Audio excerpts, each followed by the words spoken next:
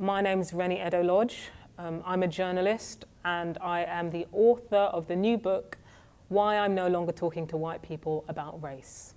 About 3.5 years ago now, I wrote a post on my blog called Why I'm No Longer Talking to White People About Race. I wrote it at a point of extreme frustration and despair, frankly, after a few years of attempting to try and talk to white people about race and just really getting nowhere. I was frankly bashing my head against a brick wall.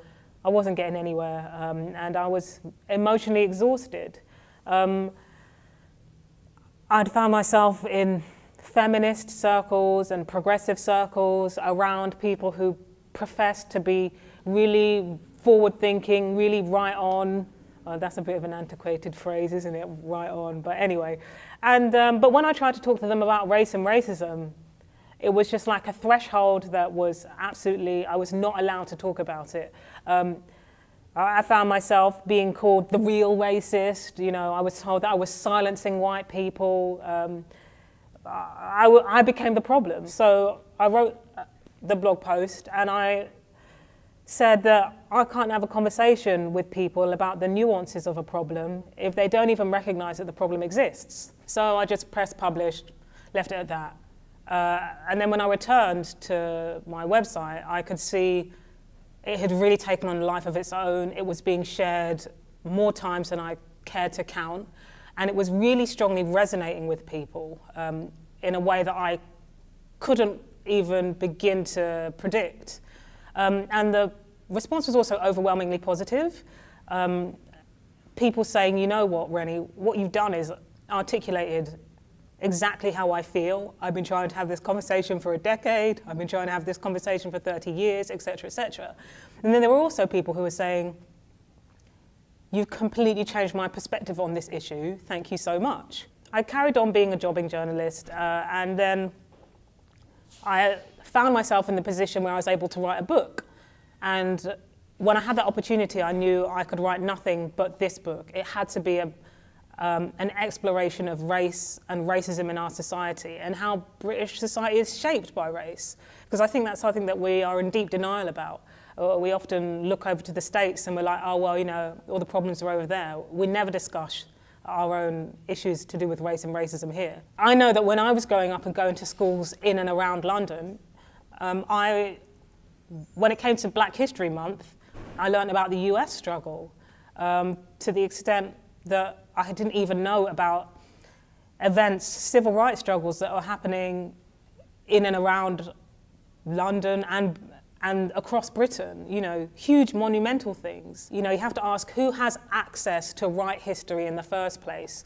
Something that I write a lot in the book is essentially that there's problems even in the supply chain to get people who are not white into positions of influence in the first place, to write the book, to commission the TV series about Black British history or Asian British history. Racism is not coincidental. It exists for a social purpose, to basically to compound power in the hands of people who are white. You know, that's the point of racism. It has a social point, and actually that's it's very effective if you look at our bastions of power in this country.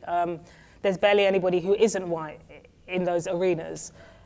So when I talk about white privilege, I'm not saying white people have lived lives of luxury and wealth.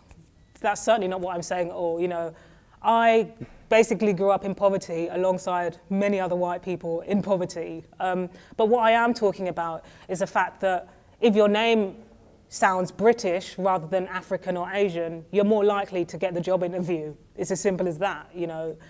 So it's more about structural advantage, and the cost of that is structural disadvantage. The 1999 McPherson report, the inquiry into, you know, the catastrophic failures of the police in investigating Stephen Lawrence's death, came up with the term institutional racism. And that was about the collective effect of bias and how that essentially marginalizes people who aren't white, you know. And it could be racial stereotyping and sometimes just ignorance. And what the collective effects of bias do is create a situation where, let's say, In fact, let's say, the facts show us that, a black boy is more likely to be excluded from school than the rest of the school population, more likely to be marked down by his own teachers at SATS level, so that's year 6, less likely to get into one of the most prestigious universities in Britain. If he does graduate from one of those universities, he's much more likely to get one of the lower grades than the higher grades. If he manages to get a decent grade and start sending out CVs, he's much more likely to wait a longer time for interview, because research has basically shown that people with African and Asian sounding names will wait much longer to be interviewed. And if he does get the education and the job, then there's a racial pay gap. So we can see at frequent stages in his life when he interacts with national institutions, healthcare, employment, education, housing, etc., he's disadvantaged. That's not me saying he's a victim or, he should just give up. And that's not me saying white people are evil. But that is me saying that he's at a structural disadvantage and that the odds are stacked against him. It's not easy to spot, straight off the bat. It's not somebody spitting you in the street. It's not somebody calling you the N-word. For somebody who isn't white and isn't in that institution, sometimes it's just a quiet understanding of difference, of, knowing that you are being treated differently here. In the case of like a racial pay gap, nobody ever talks about their pay packets. People are notoriously secretive about that, so you may never know. And that creates a situation where if you try to bring it up with your colleagues, sometimes your white colleagues, you'll be told, you're just imagining it, this doesn't exist, you've got a chip on your shoulder. And so that's really what I mean by structural racism. I'm talking about the big picture here. So I think that the way in which we have understood ourselves to be progressive and forward-facing until very recently is just to ignore race, just to say, well, we don't see race. I treat everybody equally, etc., etc. I've lost count of the amount of times in which somebody will be like, oh, the black guy, because they're scared about saying the word black in case it offends. Nobody cares about the word black in terms of offense. What I'm offended by is drastic racial inequalities, because I think that it's unacceptable in 2017 that this is still the state of play, I don't care if you call me black. I'm black. It's a descriptor, I'm 5'5". I'm not going to start crying if you say that I'm 5'5". It's a descriptor. It's an adjective. And so colour blindness is that denial. It is that skirt around the issue. Don't raise it. And what it does is essentially create a situation where if you do start naming the problem, which is race and racism, then you become the problem. I've received pushback from people with the book, the title alone. Oh, you can't generalize white people in this way. But I think that's because white people are not used to being called white as a descriptor, as a plain adjective, nothing more, nothing less, because whiteness is considered invisible in our society. And if you are considered to have a race, you're not white.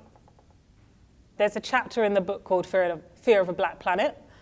I wrote it at the beginning of 2016, and then I think that in terms of global politics, it really became pertinent. And Fear of a Black Planet is essentially people who, on one side, deny the power relations of race in this country, but on the other side, are very, very scared of white people becoming a minority, almost as if they recognize that being a minority in this country means treatment that is not preferential. So it's almost like a bit of a double bind, Schrodinger's cat situation that they've got themselves into there. I actually interview far-right politician Nick Griffin in the book, and when I asked him, but why do you think that, white people becoming a minority in Britain would be a bad thing, he said, I regard that to be a racist question, which I think suggests to me that there is an understanding there from people who might dedicate their lives, careers to white supremacy, frankly. There is an understanding that being a racial minority means means structural disadvantage. There is an understanding, no matter how much they might suggest to you that that isn't the case at all. And so I think that far-right politics and its sort of resurgence across the globe is almost as the last dying cry of monocultural society. But the fact of the matter is we are moving towards a more global society, you know, and I think that that's no bad thing. And I think that it isn't a bad thing that people from different cultures and different races are meeting each other and, you know, falling in love with each other and having children with each other. I think that's an interesting thing. We're all learning from each other in that respect. But the rise of far-right politics, at least across, you know, Western Europe and in the US, sees this as a tragedy. They think that they're losing something. But the people from those political parties fail to recognize that they are the dominant majority in their countries, and that probably isn't going to change anytime soon. So the book is for anybody who's interested in these issues, regardless of your race. I think that it's really important that if you care about these issues and you care about ending racism in our society, then you familiarise yourself with the ways in which race has shaped our society. And to anybody who is apprehensive about reading the book because they're white, I would say, get over yourself. I mean, you know, I wrote the book for people to read, and if I didn't want people to read it, I would have written a little pamphlet and burnt it in my back garden or something. Even though the opening essay is me talking about my utter frustration, you know, in dealing with brick walls of denial, I know many a white person who not only is curious to know more, but also so keen for change. And I think that all of us have it within ourselves to advocate for change. I really do believe that.